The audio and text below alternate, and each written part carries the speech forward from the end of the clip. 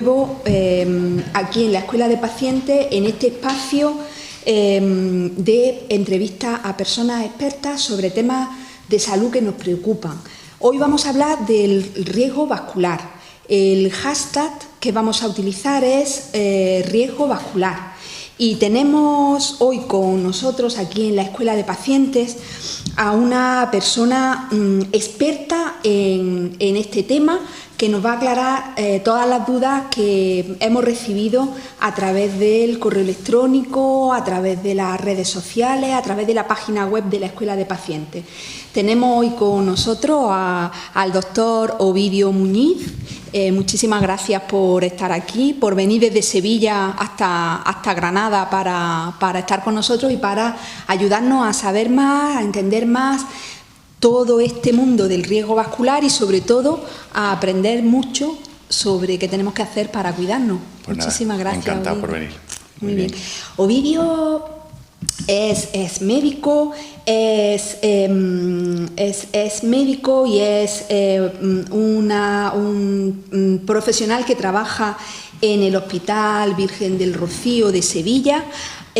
Trabaja en la unidad de medicina interna y dentro de esta unidad de la UCAMI él está en una unidad específica de hipertensión y lípidos, y desde allí pues combina la práctica asistencial, la atención a los pacientes, con la investigación en este tema. Lleva 30 años trabajando sobre el mundo del riesgo vascular, de cómo afecta el tema de las sustancias que tenemos en la sangre en que podamos tener algún problema de tipo vascular. No sé si lo estoy explicando bien. Muy bien. Pero nos lo va a explicar él mejor. Esto del riesgo vascular, que tiene un nombre un poco que asusta, ¿no? Esto de riesgo, ¿esto qué es? ¿Qué es el riesgo vascular?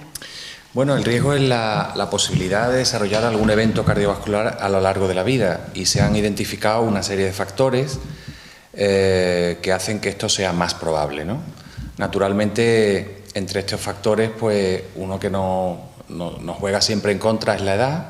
Los tacos de almanaque están ahí siempre, y siempre vamos a tener más posibilidad de tener algún evento a medida que vamos cumpliendo años. Pero cuando hablamos del riesgo vascular en general nos referimos a esos factores que podemos modificar. Incluso, como luego veremos más adelante, algunos de ellos los podemos hasta evitar, y son los más importantes. ¿De qué factores estamos hablando? Vamos a entrar de lleno. Directamente. ¿Qué circunstancias puede tener una persona que le hagan tener papeletas para tener un problema de tipo vascular? Bueno, pues aparte de, como ya hemos dicho, el paso del tiempo, la edad, el sexo masculino también es un factor a tener en cuenta. Los varones tenemos más riesgo que las mujeres a edades más tempranas. Y luego está, por supuesto, la herencia recibida, es decir, los antecedentes familiares. Estos tres factores serían factores no modificables, factores que están ahí y que no podemos hacer nada por arreglarlos, ¿no? Luego tenemos una serie de factores que son modificables. Los factores modificables fundamentalmente son la elevación del colesterol en la sangre o hipercolesterolemia, la hipertensión arterial, la diabetes y la obesidad y el sedentarismo, yo diría.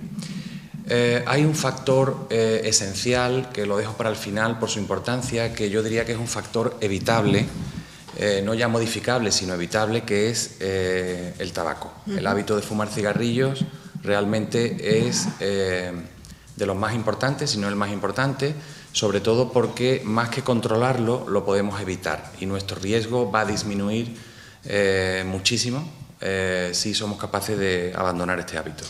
O sea que existen unos factores que no podemos evitar, pero otros en los que sí podemos influir.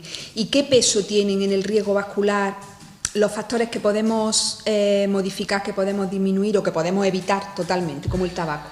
Bueno, el peso es tremendo, porque habida cuenta de que hay cosas que no podemos hacer nada por modificar, como en nuestra herencia recibida o nuestro sexo o la edad, pues tenemos que centrarnos en lo que sí que podemos modificar. Yo creo que lo más importante para transmitir a la gente es que el estilo de vida juega un papel absolutamente esencial. Y en el estilo de vida me refiero, aparte de evitar factores como el tabaco, pues a los hábitos de vida, sobre todo la dieta y la actividad física. Mantener una actividad física, empezando por el final, continua, moderada, razonable, ajustada a la edad y a las circunstancias de cada uno, es esencial para prevenir el riesgo vascular, y no solo el riesgo vascular. Han salido recientemente en la literatura médica trabajos que demuestran que manteniéndose activos físicamente podemos evitar incluso problemas que nos preocupan tanto como la demencia. Así que ponerse a hacer ejercicio forma parte de una vida saludable y que de alguna forma nos protege de los eventos cardiovasculares. La dieta es otra cosa. Sí, pero antes de pasar a la dieta, sobre la actividad física, que es una recomendación que nos hacen nuestros médicos, nuestros enfermeros cuando vamos a la consulta, ¿no? Pues tienes que hacer más ejercicio físico. Algunos ejemplos de ejercicio físico saludable o recomendable y de cómo hacerlo, porque también hemos oído, pues es mejor ejercicio en los que el corazón vaya rápido, o es mejor hacer todas las semanas un ratillo que hacer 2 días, 3 horas. ¿Esas cosas son así? Es muy importante lo que acabas de comentar. Realmente el ejercicio debe ser un ejercicio moderado, pero continuo. La semana, yo siempre le digo a mis pacientes, tiene 168 horas y nadie me puede negar, por muy liado que esté, que no pueda dedicarle entre 3 y 4 horas por semana a aumentar su actividad física. Caminar, por ejemplo, es una práctica muy buena que se puede entremeter en la actividad de cada uno, caminando al trabajo, paseando por la tarde, caminando a buen ritmo, al ritmo que nos permita nuestras piernas. Es una actividad muy buena, y en general todo el ejercicio aeróbico, adaptado a la edad del individuo y al entrenamiento que uno tenga. No se trata de ejercicio competitivo, se trata de buscar un ejercicio que efectivamente mantenga una frecuencia cardíaca un poco por encima de lo normal, pero un tiempo largo. Aparte de caminar, por supuesto, la carrera continua, la natación, la bicicleta son buenos ejemplos, los deportes de raqueta, mucho más que quizá los deportes anaeróbicos como las pesas, deportes en los que uno está quieto moviendo cosas. Es mucho mejor ejercicios en los que se mueven grandes grupos musculares durante un tiempo prolongado. ¿Qué significa el ejercicio aeróbico y anaeróbico? Bien, el ejercicio aeróbico o isotónico es el ejercicio que de alguna forma se practica cuando hacemos esto que hemos dicho: correr, andar, montar en bicicleta, nadar, por ejemplo, ¿no? Mientras que el ejercicio anaeróbico o isométrico es el ejercicio en lo que uno está quieto y, por ejemplo, con unas pesas pues se pone a mover un peso importante con una parte del cuerpo. Entonces este ejercicio, que bueno, moderadamente y con poca carga puede tener un sentido para tonificar muscularmente al individuo que lo practica, si pasamos de un cierto nivel puede jugar en nuestra contra, porque puede aumentar los niveles de presión arterial y de alguna forma, digamos, sobrecargar al corazón, ¿vale? Entonces el ejercicio aeróbico, moderado y prolongado en el tiempo es lo ideal. Por ejemplo, eso, andar 3 o 4 horas a la semana. Eso es. ¿Eso es un ejercicio suficiente como para...? Bueno, va a depender un poquito de lo que cada uno pueda hacer. Si estamos hablando de personas jóvenes, atléticas, que quieren hacer algo más, pues evidentemente le vamos a recomendar pues que hagan carrera continua, hagan bicicleta, hagan natación, que es un deporte sin lesiones, muy, muy adecuado para todo el mundo. Lo que cada uno... En realidad el mejor deporte yo diría que es el que se adapte a los gustos particulares de cada uno. Si a una persona, por ejemplo, le gusta bailar, el baile puede ser una buena opción para esa persona. Si a una persona no le gusta correr ni montar en bicicleta, andar a buen ritmo puede ser una buena opción. Es decir, tenemos todas las opciones y nadie puede decir es que no hay un ejercicio que se haya inventado para mí, aunque algunas veces algunos pacientes nos intentan convencer de eso. Pero siempre vamos a encontrar algo que te enganche, que te guste, y que desde luego lo puedas practicar a cualquier edad. Es lo más importante. Primer mensaje saludable: hacer ejercicio 3 o 4 veces a la semana, y hay muchas actividades que podemos llamarlas de ejercicio físico para realizar, y la clave está en hacer algo que nos guste. Yo aprovecho para recordar a todas las personas que nos están viendo y que nos están oyendo que en la Escuela de Pacientes tenemos un blog sobre actividad física que se llama Actívate, donde pues hay recomendaciones, sugerencias, y donde nos pueden contar y nos podéis contar las actividades que hacéis, que más os gustan, cómo las hacéis, para animarnos entre todos a llevar una vida más activa. Muy bien. Muy bien. Pues hemos hablado de la actividad física, de moverse, del ejercicio físico para disminuir ese riesgo a tener un problema de tipo vascular, pero hay más cosas que podemos hacer. Hablábamos de la dieta, ¿no? Sí, la dieta es fundamental. Realmente, en cierta medida, hay frases lapidarias de las que yo soy un poquito coleccionista, y una de ellas es que, en cierto modo, somos lo que comemos. La dieta influye muchísimo en la expresión genética de cantidad de elementos que juegan un papel fundamental en nuestro riesgo vascular. Evidentemente hay muchas dietas saludables en el mundo, en los países asiáticos, en parte de los países nórdicos, sobre todo en las poblaciones más tradicionales, pero desde luego si hay una dieta que se ha demostrado útil por miles de años en el mundo, como una dieta protectora para el corazón y las arterias, desde luego la dieta mediterránea, que bueno, es un concepto quizá muy repetido, pudiera ser algo manido, pero verdaderamente el interés de la dieta mediterránea es para nosotros, los que nos dedicamos a este campo, fundamental.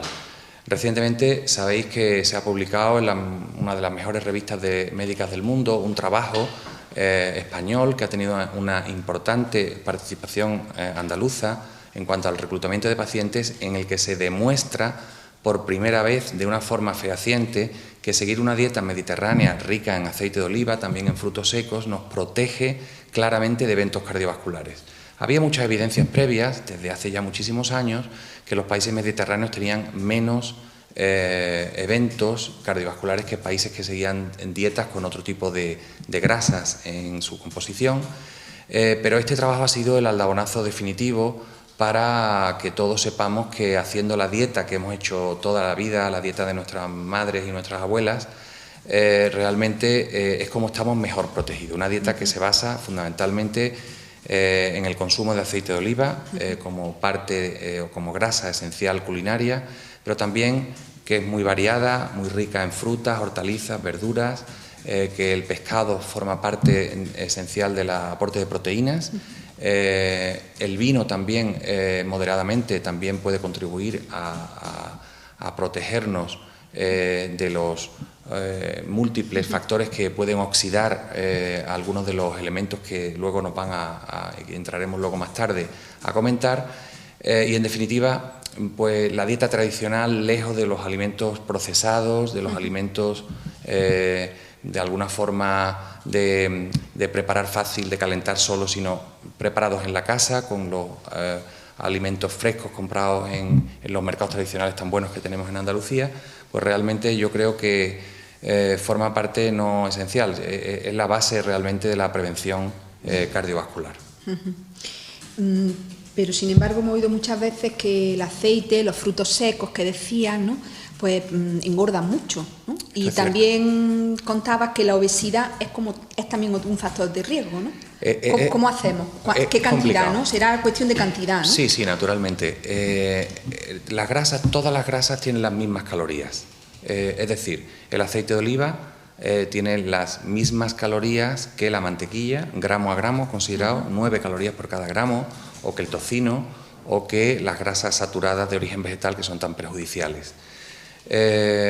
Evidentemente a una persona que le sobra peso, y este es un problema de primer orden en nuestra sociedad, pues tenemos que decirle que moderen las cantidades de calorías que consumen diariamente. Si bien es cierto que en este estudio, el PRETEMED, que se publicó en el New England Journal of Medicine, que es una revista muy importante, pues no se controló el consumo calórico, sino solamente la calidad de la grasa que consumían los individuos. Y de una dieta normal, sin forzar ninguna cosa, a una dieta suplementada en un aceite de oliva virgen extra y o frutos secos, pues veíamos que sin controlar las calorías también había un beneficio. Es decir, que personas con el mismo peso, incluso con problemas de sobrepeso u obesidad, están más protegidas si su grasa culinaria procede del aceite de oliva y de los frutos secos. Los frutos secos son muy ricos en ácidos grasos, omega 3 de cadena larga. Los omega 3 siempre se asocian al pescado y es cierto, son de cadena larga, los vegetales, perdón, son de cadena corta, pero también son muy beneficiosos.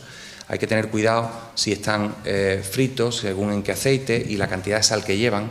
Por eso se suelen recomendar las nueces, que se suelen comer crudas, o bien almendras o avellanas también crudas o tostadas, mejor que fritas, pues también son muy útiles, aunque hay que considerar que un puñadito de este tipo de frutos secos pues tiene unas calorías que equivalen a varias lechugas, con lo cual hay que también tener un poquito de moderación con las cantidades. Pues ya tenemos dos cosas, actividad física y dieta. Hago también un paréntesis para recordar nuestro blog de Cocinar Rico y Sano, donde semanalmente pues hay recetas basadas en dieta mediterránea súper ricas y súper exquisitas, y también anunciar que esta tarde la Escuela de Pacientes y Cocinar Rico y Sano están presentes en la Noche de la Ciencia, en la Noche de los Investigadores, que se va a celebrar en toda Andalucía, y aquí en Granada estaremos en el Paseo del Salón con un taller de cocina saludable en directo, y desde aquí aprovecho para invitar a todas las personas que nos están viendo, que sean de Granada o que se quieran acercar esta tarde por allí. Pues ya tenemos dos elementos que nos pueden proteger de tener lo que el doctor Muñiz está hablando hoy, de tener un problema, un evento cardiovascular, y a lo mejor tendríamos que aclarar qué tipo de problema o a qué tipo de evento nos estamos refiriendo, ¿no? Claro. La gente cuando habla de eventos cardiovasculares casi siempre piensa en la angina de pecho o el infarto de miocardio, porque realmente es un problema que nos preocupa muchísimo, pero por supuesto hay que recordar también los eventos cerebrovasculares, los ictus o trombosis cerebral, que ocasionan no solo muerte, sino mucha discapacidad y sufrimiento, y que también tenemos que prevenir. Y por supuesto todo lo que implica el daño arterial que está en cualquier parte del cuerpo.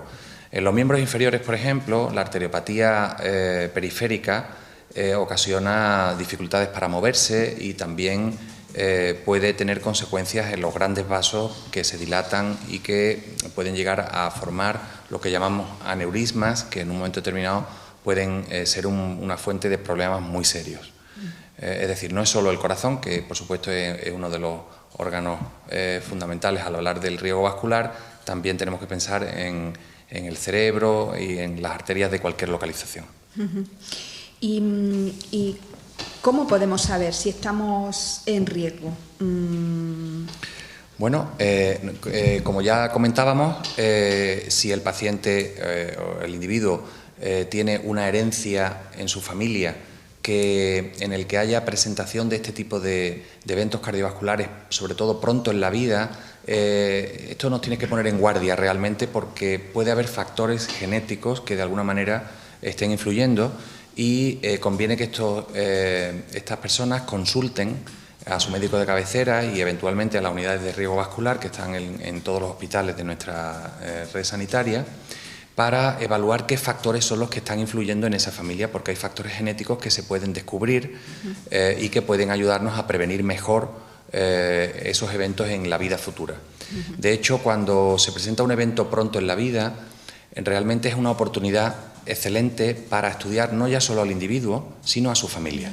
Realmente el diagnóstico en cascada de problemas genéticos forma parte de la medicina preventiva cardiovascular más esencial.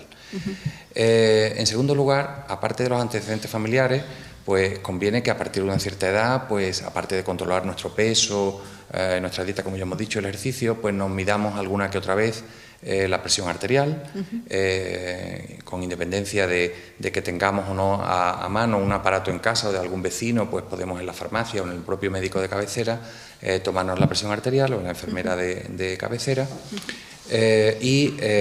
Bueno, a partir de una edad también, de forma oportunista, es muy corriente que en el médico nos hagan unos análisis para ver nuestros niveles de azúcar, también nuestros niveles de colesterol. Es decir, a partir de los 35 o 40 años, pues tendríamos que tener una idea de por dónde va nuestra presión arterial, por dónde van nuestras cifras de colesterol, por dónde van nuestros niveles de azúcar, digamos de forma sencilla. Hay muchas más cosas, pero yo creo que con esto Tenemos aquí varias preguntas que nos han enviado y voy a aprovechar para ir preguntándole algunas, planteándole algunas a Ovidio.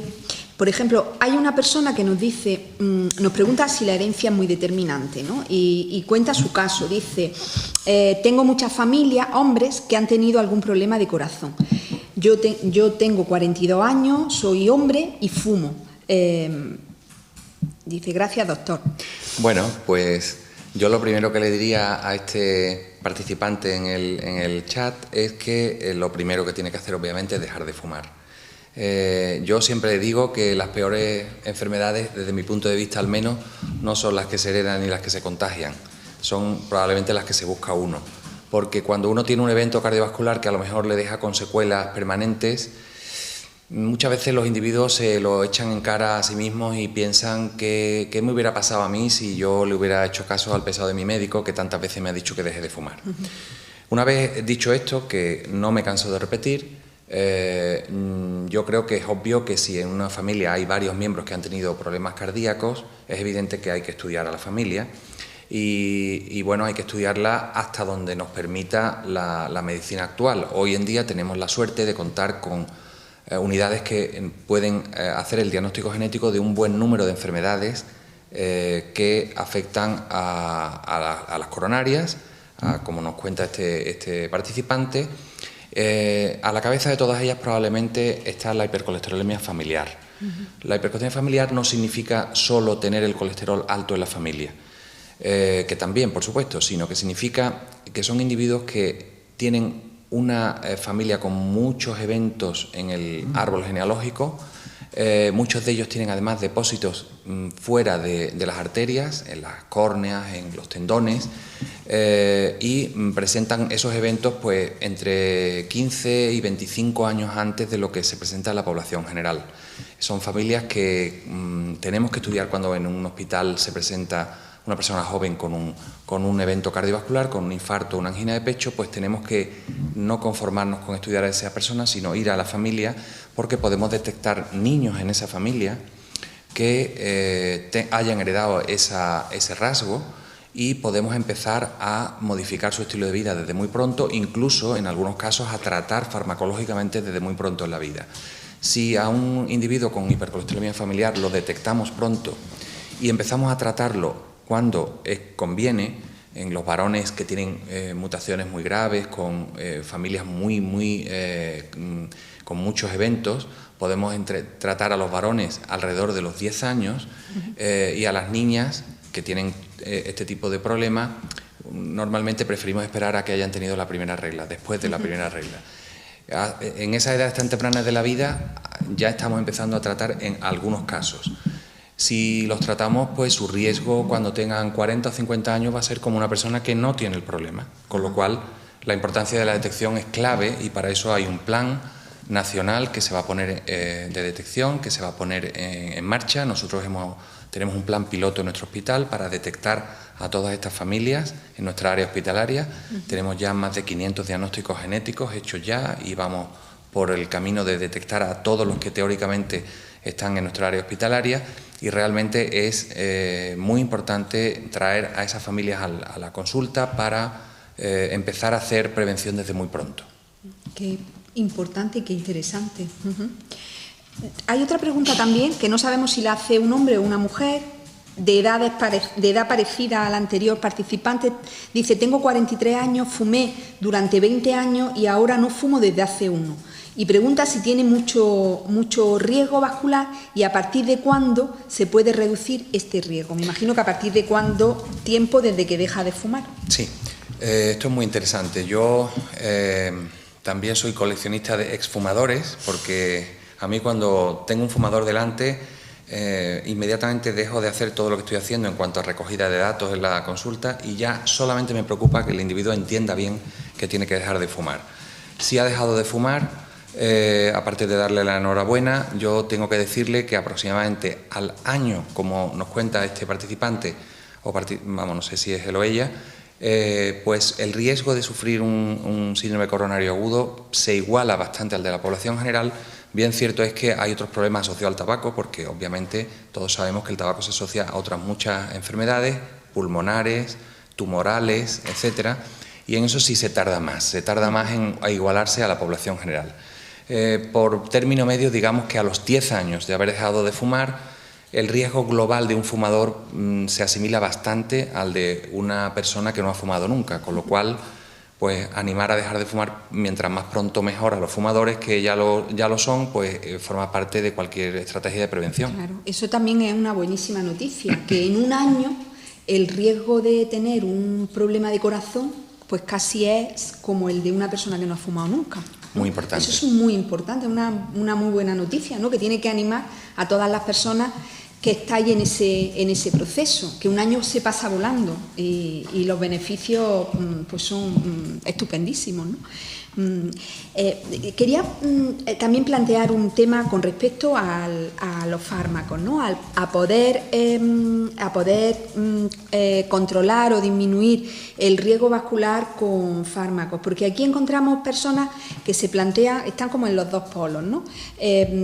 Personas que dicen o piensan o han oído que estos fármacos pueden tener efectos negativos y entonces como que retrasan mucho, aunque tengan el colesterol alto, el tomar estos fármacos porque alguien les dijo que podía tener efectos perjudiciales, y personas que también conocemos personas que nos dicen, como yo ya me tomo la medicación, pues puedo pasarme, ¿no? Sí, realmente es muy interesante lo que nos planteas, ¿no? O que me planteas. Realmente los medicamentos forman parte de la medicina que practicamos en el siglo XXI, pero que practicamos desde hace tanto y tanto tiempo, ¿no? Naturalmente que cuando uno abre una caja de cualquier medicina y lee el prospecto, ve que la indicación suele tener una línea y las contraindicaciones, efectos secundarios, adversos, interacciones, etcétera, ocupan a veces hasta dos páginas, ¿no? Hay que darle la vuelta, ¿no? Y muchos de estos prospectos, que en España son obligatorios, en otros países pues no lo son, hacen que la gente tenga miedo de tomar medicinas y realmente pues las metan en el cajón y ni siquiera la empiecen, ¿no? Pero hay una evidencia tan potente como para decir que este tipo de... Y ahora me voy a referir solamente a los fármacos que sirven para bajar el colesterol, pero también está la hipertensión y la diabetes, que no podemos olvidar. Pero realmente los fármacos que sirven para bajar el colesterol han demostrado que disminuyen de una forma tan notable el riesgo de padecer este tipo de enfermedades que hoy en día nadie duda de su bondad en términos generales. Por supuesto que puede haber un pequeñísimo grupo de pacientes que no tolere este tipo de medicamentos, incluso un grupo aún menor que tenga efectos secundarios que sean realmente importantes. Pero hoy en día probablemente más de 600, y yo diría que ya nos acercamos a casi los 700 millones de personas en el mundo toman con seguridad de forma cotidiana este tipo de fármacos, y desde hace ya más de 20 años. Realmente tenemos una experiencia muy importante con este tipo de fármacos, que no son otros que las estatinas, que es una familia de medicinas, que no son las únicas que sirven para bajar el colesterol, pero sin duda son las más importantes, y que, bueno, pues yo animo a que los individuos que tengan indicación de tomarla, los que tengan indicación, y que con dieta y ejercicio no hayan conseguido controlar sus cifras de colesterol, por consejo de su médico, pues las tomen de forma permanente. Es muy importante saber que con estas medicinas no se cura los niveles elevados de colesterol, no bajan de forma permanente, igual que pasa con la hipertensión o la diabetes. Es decir, pero sin embargo, vemos con cierta habitualidad que las personas dejan este tipo de tratamiento cuando ven sus cifras de colesterol controladas. Tienen que pasar muy pocos días para que vuelvan otra vez a estar nuevamente en el mismo nivel. Así que una vez que se empieza el tratamiento, la vocación de este tratamiento es que sea un tratamiento permanente. Claro. Esto también hay que decirlo. Claro. Aquí tenemos otra pregunta que plantea si el colesterol y la diabetes se potencian mutuamente y cómo puede abordar estos dos problemas. Bueno, realmente esto es clave, o sea, es una cuestión importantísima saber que los factores de riesgo cuando coexisten en la misma persona, digamos, no suman efectos negativos, sino que se multiplican entre sí, digamos, para que se entienda. Es decir, una persona que tenga el colesterol alto, que tenga hipertensión y diabetes, que desgraciadamente este tipo de asociaciones es mucho más frecuente de lo atribuible al azar en nuestra población, pues realmente estas son las personas que tienen más riesgo de sufrir un evento cardiovascular.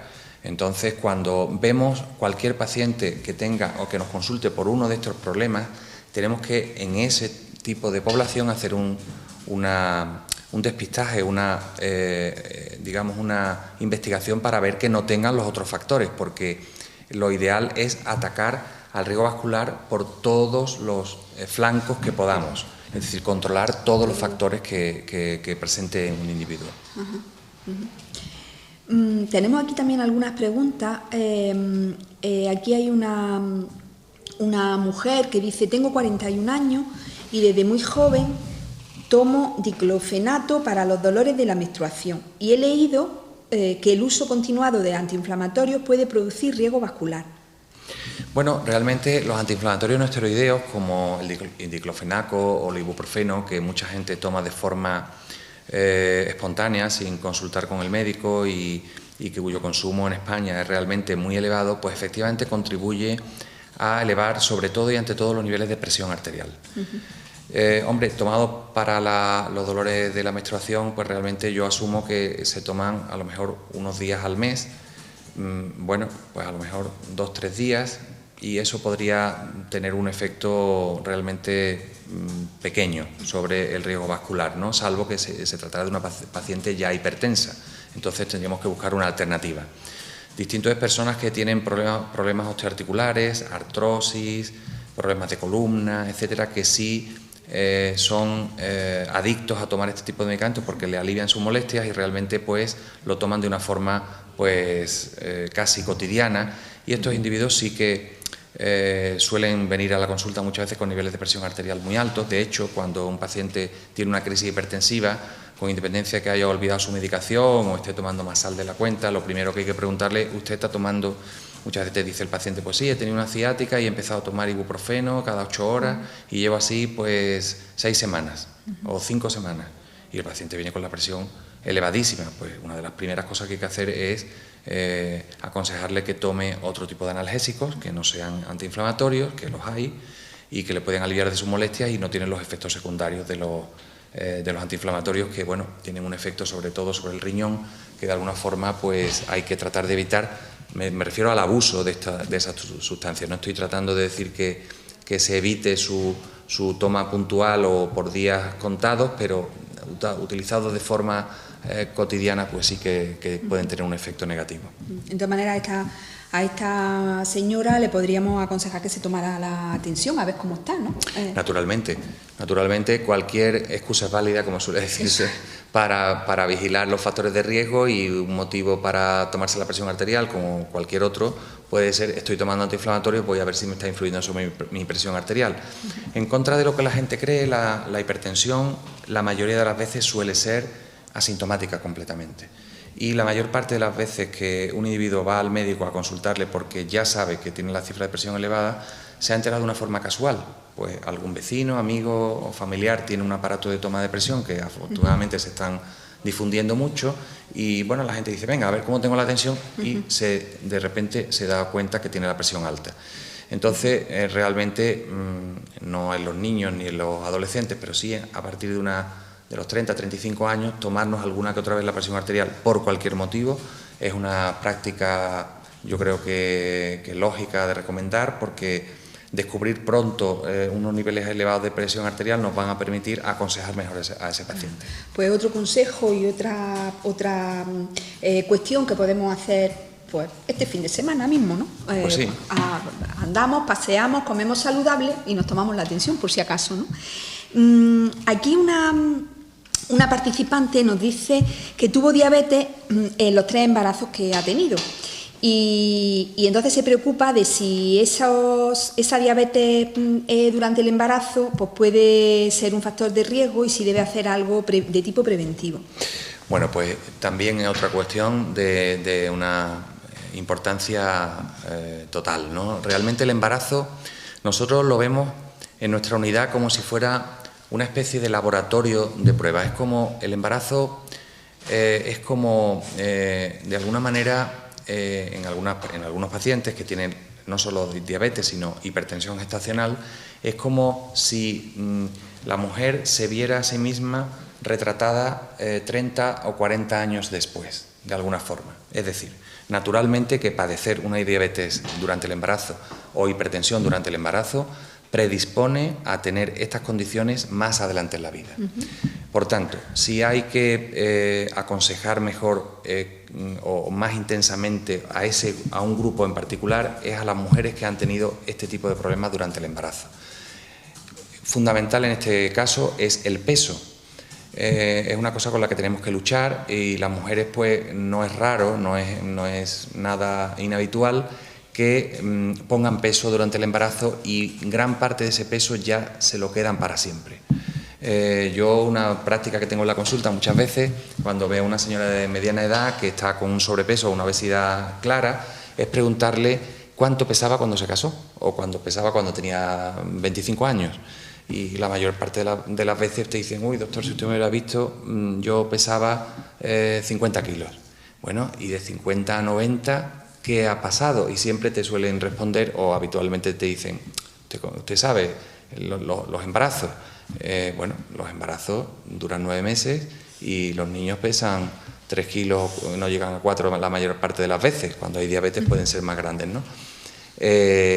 Es muy importante decirle a una mujer que ha tenido un bebé que en el plazo de entre 6 y 9 meses después del parto debería intentar por todos los medios volver al peso que tenía antes de quedarse embarazada, porque si no, efectivamente, la inercia, pues la vida te lleva, tienes otras preocupaciones, tu hijo o tus hijos se convierten en tu prioridad, te olvidas un poco de ti misma, por decirlo de alguna forma, y vas asumiendo que la talla va aumentando y cuando te vas a dar cuenta has tenido la menopausia y estás pues 30 o 35 kilos por encima de lo que te corresponde por tu talla, y realmente esto es un problema también para desarrollar diabetes, síndrome metabólico, que el síndrome metabólico, quería comentarlo, es precisamente la asociación de todos estos factores que son tan perjudiciales para nuestras arterias, pues realmente se asocia muy frecuentemente el colesterol moderadamente alto, los triglicéridos un poquito altos también, tendencia a tener diabetes o tenerla ya, y tensión alta en pacientes que tienen obesidad y sobre todo obesidad en el tronco, ¿no? No son las personas que acumulan sobre todo grasa en las caderas y las piernas, sino que de alguna forma acumulan en el abdomen ese sobrepeso, pues son las que tienen más riesgo de tener este síndrome metabólico, que realmente está fuera de toda duda que aumenta mucho las posibilidades de tener un evento cardiovascular. Y ha apuntado que la obesidad predispone a tener diabetes y a tener la tensión alta. Efectivamente.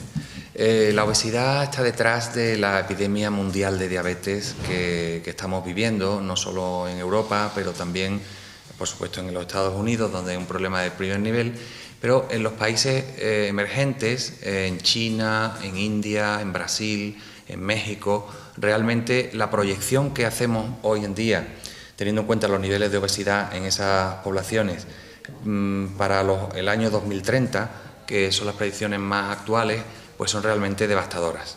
Y si fuéramos capaces de controlar estos niveles de obesidad en la población, seguramente seríamos capaces de reducir mucho la avalancha de diabetes que se nos viene encima. En este punto quiero recordar que España un poco está realmente a la cola, o a la cabeza, si queremos, del problema de la obesidad. En Europa, los niños españoles son niños, junto con los ingleses, sobre todo, que tienen un problema de obesidad muy, muy importante. ¿Y eso por qué? Bueno, realmente yo creo que los cambios en los hábitos dietéticos, la comida rápida, el abandono de la actividad física, los niños ya, en vez de jugar a la pelota en su calle, pues se meten a jugar al ordenador, toman refrescos azucarados, toman comida procesada. Yo no digo que un niño no pueda tomar una hamburguesa o una pizza para nada, claro que la puede tomar, pero como algo excepcional. Lo que no puede ser es estar todo el día jugando en el ordenador o el videojuego, no moverse y estar todo el día tomando refrescos y tomando comida preparada, dulces industriales, este tipo de cosas que realmente están detrás de los hábitos, realmente son los que preceden a esta también, llamémosle, epidemia de obesidad que tienen los niños españoles y que realmente nos preocupa mucho porque son los adultos de dentro de entre 10 y 20 años y realmente son los que luego van a venir con toda esta clase de problemas, ¿no? Claro, claro. Estamos casi ya resumiendo y terminando. Yo quería conocer por dónde va la investigación ahora, qué se está investigando, qué podemos esperar en los próximos años. Bueno, realmente hablar del riesgo vascular e investigación sería motivo para hablar meses. De tantas líneas, ¿no? Realmente, de tantos frentes. Claro, realmente yo diría que una de las cosas que actualmente tiene más campo y se está investigando más es tratar de identificar pronto qué marcadores genéticos hay en la población para tratar de hacer una medicina personalizada. Con esto hay que tener cuidado también porque al hilo de todo este avance científico que es incuestionable y que es el futuro, por supuesto, pues también se puede malinterpretar un poco todo esto y que haya ya pues algunas consultas que nos hacen y que nos presentan dosieres de multitud de polimorfismos genéticos que se hacen en determinados laboratorios que por supuesto no están dentro de la sanidad pública y que nos vienen a traer, pues mire usted, me han dicho que tengo un riesgo muy alto porque me han hecho un estudio de 180 genes y resulta que tengo averiados pues 14. Realmente la cosa no va por ahí, la cosa va por una cosa mucho más selectiva, estudiando realmente lo que interesa en cada individuo o en cada familia. Y yo diría que la investigación en la genética de las enfermedades cardiovasculares, en la genética y también en la epigenética, es decir, cómo la genética finalmente se expresa en función del estilo de vida que llevamos, realmente es lo más importante. Pero también, y volviendo otra vez al principio de nuestra charla, bueno, pues en una de las mejores revistas se ha publicado un estudio de un diseño realmente sencillo pero muy bien llevado a cabo en nuestro país, como es el estudio este que hablábamos antes de la dieta mediterránea, en el que realmente la investigación nos demuestra que controlando los factores medioambientales y la dieta a la cabeza de ellos, también el ejercicio, pues podemos conocer mucho de la prevención de todo este tipo de problemas. Es decir, yo diría que la genética, el medio ambiente, todo lo que sea investigar en ambas cosas y en la relación que tienen, porque al final la relación de ambas cosas son lo que expresa realmente cada individuo al final en sus arterias, en su corazón, en su cerebro, en su hígado, en todo su cuerpo realmente, pues realmente por donde va la investigación de alguna forma hoy por hoy. Ajá. 3 consejos para terminar, que seguro, bueno, es una manera de poder resumir lo que hemos hablado. 3 consejos para la gente que nos está viendo, para la gente que nos ha preguntado y para la gente a la que le hemos resuelto muchas dudas, aunque no las haya trasladado a través de las redes sociales. Bueno, pues yo diría sintéticamente o telegráficamente, si fuma, déjelo. Esto va a rebajar su riesgo vascular más que ninguna otra medida. Esa sería la primera. Lo siguiente, muévase, actívese, según vuestro blog yo creo que es un nombre muy adecuado. Haga ejercicio regular semanalmente. Esto va a tener un beneficio enorme sobre sus articulaciones, sobre su memoria y sobre sus arterias.